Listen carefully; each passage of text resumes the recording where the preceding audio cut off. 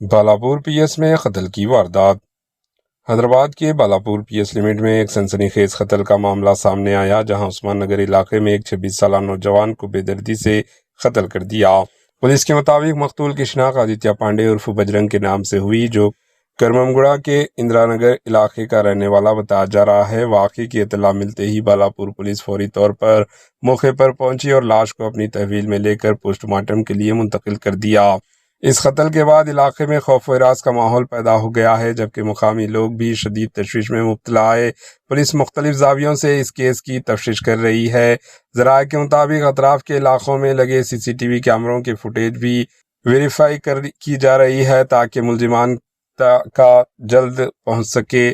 فی الحال قتل کی اصل وجہ اور اس میں ملوث افراد کے بارے میں کوئی باضابطہ تفصیلات سامنے نہیں آئی، تاہم پولیس کا کہنا ہے کہ جلد ہی معاملے کا انکشاف کر دیا جائے گا۔ Bureau report AHN news.